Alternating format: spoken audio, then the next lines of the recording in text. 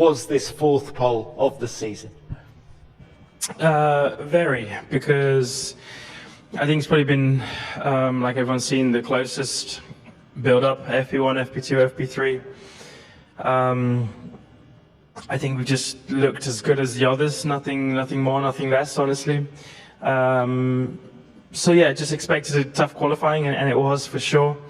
But I think for us to come away with a 1-2, to come away with another pole was probably not quite what we were expecting, but in a good way, of course. So yeah, a good qualifying. I wouldn't say the cleanest.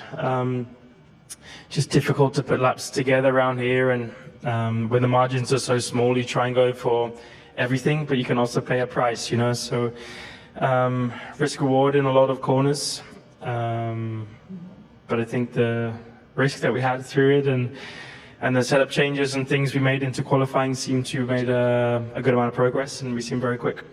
Tell us a little bit more about those setup changes, because as you say, there was nothing to separate you and the pack in practice. So what made the difference? It's tough to say. I think we just continued to progress. Not a lot, you know, like my first lap in quali was already 19.8, which was a great first lap out of the box. And it wasn't like I went out and found big chunks, you know, it wasn't like Zandvoort where I went 3-4 tenths quicker and that kind of evolution. But there's a lot less corners around here, and it's trickier to kind of put it together, I think. And just small things with the car, like you don't get to FP3 and then quali and change the whole thing, you know, or turn it upside down. You're nudging it in different directions and just trying to make a car which you're comfortable to execute good laps on. And I feel like we made a bit of progress with that, but also maybe with fuel and things like that. When you bring it down, the car just seemed to come a little bit more alive come qualifying, and definitely seemed to progress ahead of some of the others.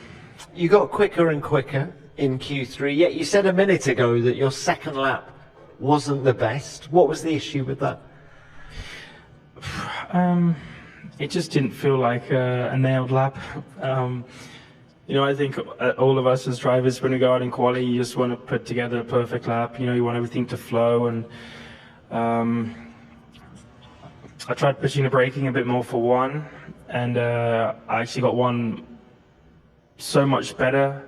I then smashed the inside curb of 2 because I turned in too early. So I was about 1/10.5 down just after turn 1. So I was kind of like, eek, it's over already before it even starts. And I didn't really expect to gain it. But then I nailed the second chicane and gained 1.5 tenths back straight away. And then just made a couple hundredths of a gain in every corner from that point on. So it just didn't feel like a nailed lap. It didn't feel as good as my lap last weekend, but clearly still going for pole, which is a nice feeling. Let's throw it forward to the race itself. Do you think you and McLaren will hold an advantage over the field? Honestly, I think when you look back to Zandvoort, you could say yes. Like there's enough evidence that led us to believe we could have a very, very strong race. Here, less so, just because it's been so close, but we're still first and second, which means we have a good car, and that normally translates well into a good race car. But I think tomorrow there's more question marks with, you know, graining and degradation and things like that. You know, everyone's 4-1-2 with tires, and probably a little bit more nervous of what can happen and what might happen, but we're in the best position for it, so excited to see what we can do. Lando, final one from me. What about the start? It's a long run to turn 1 here. What have you learned since Zandvoort that might help you away from the grid tomorrow? What we learned? I mean, a couple of things. For sure, we of course reviewed things like we always do, and I feel like we've made progress so far with our practice launches and stuff like that. So, yeah. Just crack on and do our best. All right, very well done. Thank you, Lando. Oscar, let's come to you now. Another great qualifying session for you and for the team. Talk us through Q3. How good were your laps? How good was the car? I think the car was very strong. The first lap I did in Q3 was solid. A couple of little things to work on, but yeah, the second lap just wasn't as good as it needed to be, really. A similar story in turn one, really, and yeah, they kind of set the tone for the rest of my lap. Had a big wheel spin out of turn one, and it was a bit of a mess from there. So yeah, just need to tidy it up a little bit at the end. But the car was performing well. I don't think after practice, it certainly wasn't guaranteed to have this result. I think we very easily felt like we could have ended up, seventh or eighth if we didn't get it quite right. So to come away on the front row is a very good result for the team. Tell us a little bit about the conditions. Track temperature of almost 50 degrees. Was it difficult to keep the tyres alive? Not so much to keep them alive. Just the tarmac has been quite difficult to judge. It's had a lot of rain or dirt on it. When you watch the TV shots in some of the corners, it's basically two black lines from where we've been driving, and the rest is kind of brown. So it's made life a little bit difficult, and it's quite just a difficult tarmac for whatever reason to drive on, and also for the tyres. We've seen a lot of graining throughout practice, so it's been difficult. I don't think it's necessarily been the temperature, but it's been very, very tough, I think, for everybody to nail a lap this weekend. Even with all these attempts in qualifying, I don't think anyone, or I certainly don't feel like I have. And the last time you two were on the front row together in Hungary, it wasn't the smoothest race for the team, although you did win it, Oscar. Just what do you see as the key moments tomorrow? Where are your best opportunities to beat Lando? I think, the start is always a good opportunity. It's a long run to turn one here. Obviously, as a team, we need to do a bit of a better job than last week, unless we plan on getting bad starts and just creating a roadblock. But no, I think that is an opportunity, but there will be more opportunities tomorrow. I think, the strategy is still a bit of a question mark. No one's done really more than 10 laps on a set of tyres, so it'll be interesting to see what happens. So I think it'll be a pretty interesting one, even after the first lap. Oscar, final one from me. Can I just ask you about an incident in the pit lane with Max Verstappen when you pulled out just in front? Just talk us through it from your point of view. I've actually not seen it yet, to be honest, so I need to go check it with the team and see what happened. All right, we'll leave it there. Thank you very much. Now, George, coming to you, you said a moment ago that P3 was better than you were expecting. Well, what were you expecting? How's the car been performing this weekend? Yeah, it was a very up and down weekend. Obviously, missed a lot yesterday, which put me really on the back foot, and had to make a lot of changes from FP3 into qualifying, because that was really my first proper session out on track. And Q1 and Q2 was really, really messy. I wasn't confident, didn't feel good in the car. Just sort of scraped through the session, and then suddenly managed to get it in the sweet spot for Q3. Both my laps, I think I was third or fourth, and obviously ended up third. So pretty pleased with that result, and it's kind of exciting to see how close it is with everyone. Now, the car is much better here at Monza than it was at Zandvoort last weekend. Were you expecting that? Or just talk us through how much better it feels inside the cockpit. Yeah, it feels good around here. Last week, I think we recognised where we went wrong with the setup, and in this sport, it runs away from you really, really quickly if you're just on the wrong side of that sweet spot, and that's absolutely what we found in Zandvoort. So it's, as painful as it is, it's important sometimes to have those disappointing weekends. There's no guarantees for tomorrow. We weren't a million miles away in qualifying in Zandvoort, but I am confident we'll be more in the mix tomorrow and try and keep up with these guys. You've just said that you've been chasing it all weekend as a result of a lack of mileage yesterday. But without that long run practice yesterday, how much are you on the back foot going into this Grand Prix?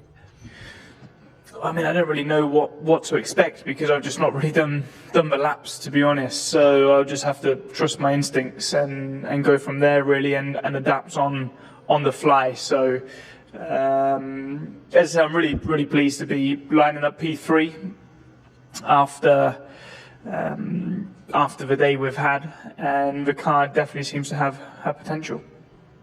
Do your instincts, does your gut tell you that you can beat these guys tomorrow? If they make a start like last week, then we got a chance, I think. But if they have a good start, then I think it'll be very difficult. You know, McLaren have done an incredible job.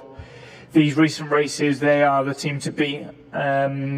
Seemingly everywhere we go, they're being the quickest, and that's probably been the case since, I think, as long as I can remember, really. I've got a short memory, but it seems like a long time. George, many thanks. All right, let's open this to the floor. Name and publication, please. Who's first?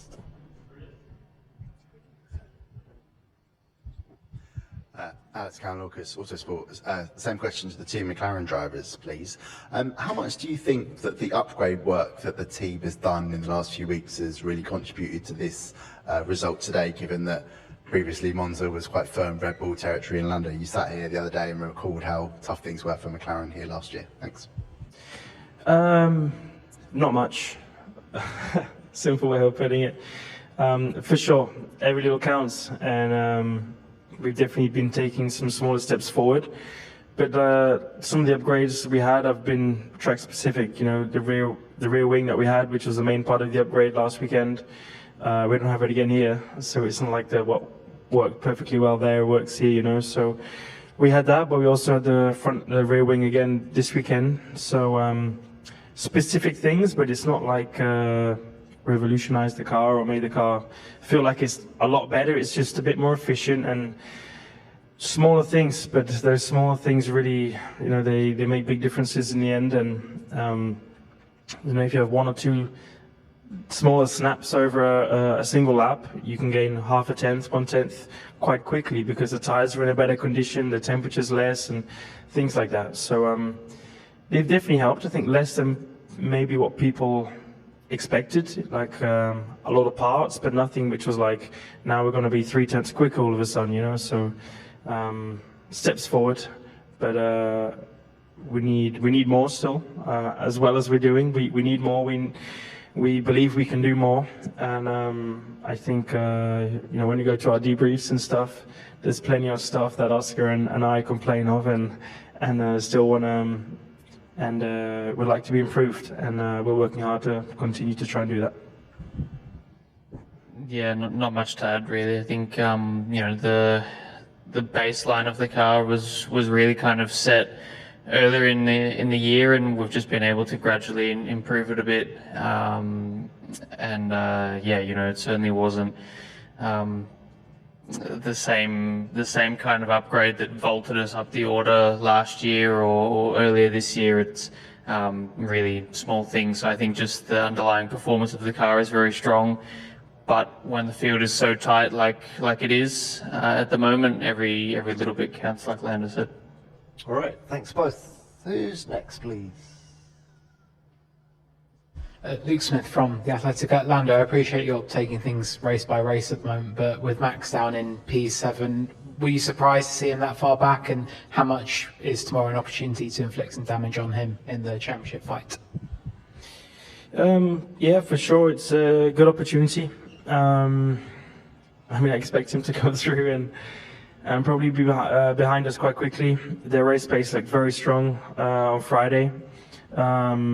They were on the better side of the graining and the degradation, so I expect them to probably be a bit more hopeful tomorrow.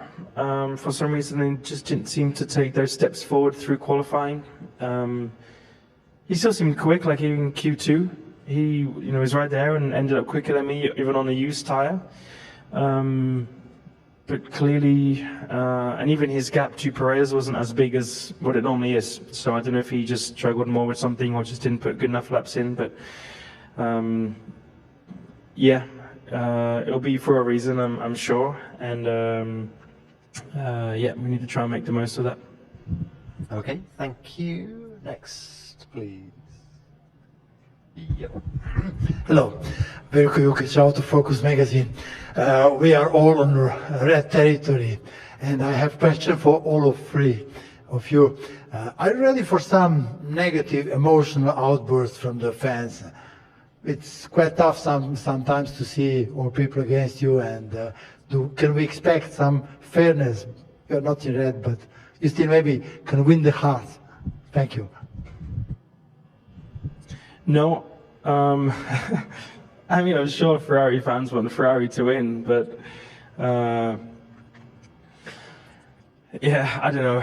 I don't know who their second favorites are, but I think there's a lot of supporters. I feel like I have a lot of support from the Italians and from the Ferrari fans. So I've always loved that. I've always appreciated it, and yeah, sometimes it's good to disappoint, but yeah, I think they're always a lot of fun and passionate no matter what, and I think they're great fans, probably some of the best in the world, most passionate in the world.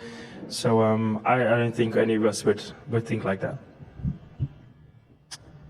Yeah, I mean, I think in Imola there was a few stories of some of us getting a little bit of stick, but it's fun. It's not you know, serious hate like what we see sometimes. I think for myself, you know, I always love coming to race in Italy. You know, as Lando said, I think they're probably the most passionate fans we have all year. I mean, my last name is Italian, so I think some of them consider me one of their own a little bit. So it's always fun coming back here, and for me, Monza is one of the best races of the year. George. All right. Okay, next one, please. Ed Spencer from Auto Evolution. Question to both Lando and Oscar. Mercedes today have confirmed that Kimi Antonelli will be one of their drivers. What do you make of him as a potential rival? Do you see him as a potential race winner in years to come? I mean, he seemed very quick. Yesterday in FP1, obviously his session didn't last that long, but the laps he did seemed very competitive. You know, he's been very competitive in the junior categories as well. I know it's been a bit of a tougher year for him in F2, but I think it's been a tough year for Prema's standards. So yeah, I think will definitely be competitive. Obviously, he's very young, but you know, Mercedes have clearly put him into, you know, a race-winning car for a reason, and you know, I'm sure he'll be a great competitor next year. A lot of the same, honestly. I mean, he's going to be in Formula One because he's probably good enough to be there, and Toto sees a lot in him. So he's proven himself, I think, a lot in the junior categories and coming up through. I think it's a big jump to go from F4 to F2. Yes, it's a big jump, so it's not probably been easy on him, but to go from F2 and then straight to F1, yeah, it's a lot. So I'm sure it will be a steep learning curve for him, steeper than probably what most of us have ever had, which always comes with pressure and things like that. So as long as he copes with that well, I'm sure, you know, learning from one of the best here as his teammate, that I'm sure he'll be up to speed in no time. Thanks both. All right. Yep, another one. Thank you, Alejandro Alonso Lopez, diariomtotal.com. A question to Lando, following on Tom's question on slow starts this year. With such a long run to turn one, how concerned are you that this could be repeated? And I'm not. Okay. All right, next one. Hi there, Theo Baker from Airmail. This is a question for any of you who wants to answer it. Today is the anniversary of Antoine Hubert's death. I was wondering how often you find yourselves thinking about the danger inherent in this sport and whether your approach to risk has developed over the course of your career.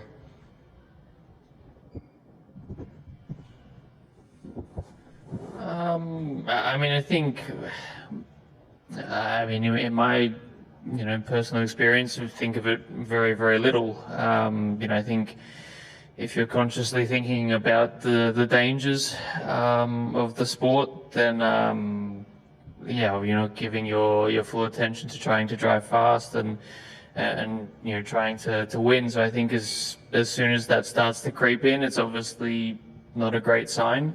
I think when events like that happen, where tragic accidents happen, of course in the moment it's very, very difficult to not think about it, and unfortunately we have had a few major accidents in the last 5 years or so, and certainly going racing the next day is a bit different than it is most other days, but I think once the helmet goes on and we're out on track, we're always concentrated on trying to get the most out of the race in front of us, and the fear very quickly goes away. Okay, anyone else want to add? Okay, next one, please. Diretta Colombo, Automoto, a question for Lando.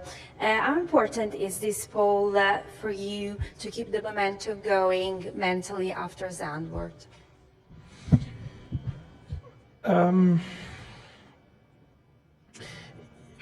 It helps. It's a great thing. You're always trying to do your best, and the higher you are, normally the better you're doing. So it's always rewarding, but it's if I wasn't pole today, and Mercedes were first or Red Bull were first, it's also not the end of the world. And you can only do the best you can on every day. And today, again, to show that we could be first and second was a great thing. But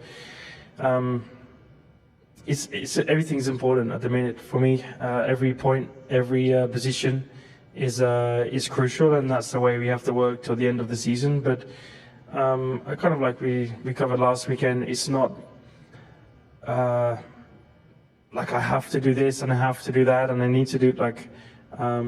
There's no desperation, there's no need for things, but it's always going to help and make my life easier the higher up I am. So of course it's rewarding, it's a great thing, makes me happy in the end of the day knowing that we're on pole and we have this kind of momentum, and it's not just a good thing for me, honestly, because I don't think I think of it too much, but more for my team and for mechanics, the engineers, everyone back in the factory. It's just constant motivation and boosts for them to know we've come a long way, we've done a lot of work, and we still have plenty more to go. Thank you, Lando. Right. Another one. Nate Saunders, ESPN. Apologies if I missed this early on. Inevitable question about team orders for the two of you at McLaren. Are you two racing tomorrow, or is it a situation where as soon as you guys get out in front, if Lando, you've dropped behind Oscar, for example, you're switching the positions? What have the discussions been around that, just given where Max is and given where we're at with the championship? Thanks. That's our Sunday morning meeting. So it's a little bit been discussed already, but at the minute it's free to race, like it always is. Yeah, we've discussed it a bit already, and we will discuss it again tomorrow, I'm sure. Don't really have any more to add. All right, another one. Alex Lucas, Autosport. Another question to the Team McLaren drivers, please. I just wondered, were you using any tow tactics throughout qualifying, particularly in Q3? And if not, why not? Thanks. No. I mean, I think you always want to try and keep some kind of tow. in the end, it didn't really, there wasn't any tactics between us two. We kind of ended up in the middle of the pack. So I think I was behind Lando, but yeah, we're kind of all getting a toe off each other, so just free to try and get our own space and get our own gap. Nothing more to add. But also, yeah, it depends what you're comfortable on. Some people are a bit closer, some people further away.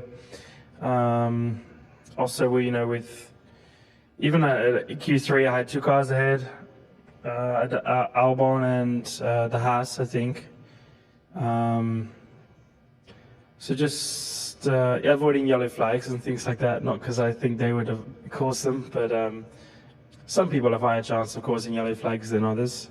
And just thinking of even of those things to kind of a bigger gap, just to give that little bit more time in case someone locks up in one or there's a yellow flag for some silly reasons. So a little bit of that. And we were quick on our own. Like even when we compare us this year to last year, we're like 20k or something quicker in the straights. So it's a lot. Yeah, last year we were pretty shocking in the straight.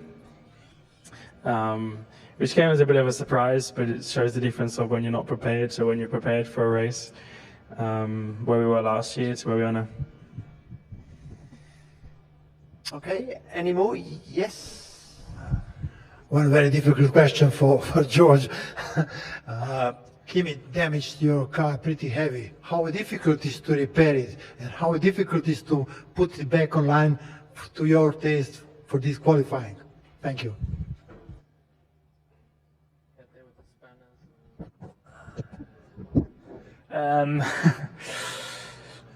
Yeah, I mean,